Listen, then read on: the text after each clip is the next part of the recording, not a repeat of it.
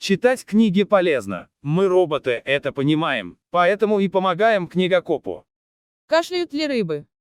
Представьте себе, кашляют. Оказывается, кашель у рыб– нормальное состояние дыхательного цикла. Различают два вида кашля. Передний, когда струя воды выталкивается обратно. Его называют ротовым комплексом. Возникает он за счет движения нижней челюсти рыбы. И задний, когда струя воды выходит из жаберной полости назад, при открывании жаберных крышек, но не медленно, как при обычном дыхании, а толчком. Это жаберный комплекс. Так в процессе эволюции рыбы приспособились автоматически прочищать жабры. В воде всегда присутствуют различные минеральные частички, водоросли, которые вместе с водой проникают в жабры и как бы пытаются там закрепиться, а рыбы их выкашливают. Ученые выяснили, что разные виды рыб кашляют по-разному. Влияет на кашель также возраст рыбы. Кроме того, характер кашля меняется при изменении условий среды. Рыбы лучше всех самых точных приборов могут сообщить ученым о том, какие вещества в воде для них полезны, а какие вредны. Но как получить от рыб эту информацию? Как ее расшифровать? Помогает решить эти проблемы электропневмограмма. Делается это так. В аквариум опускают в специальную камеру,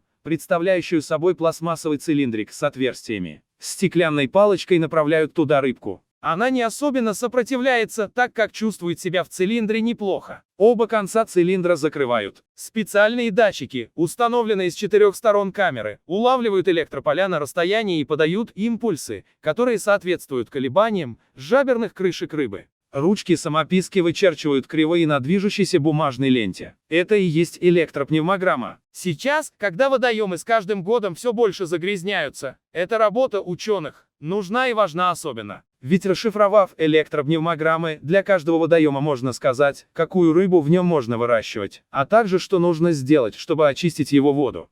Книги, архивы и журналы.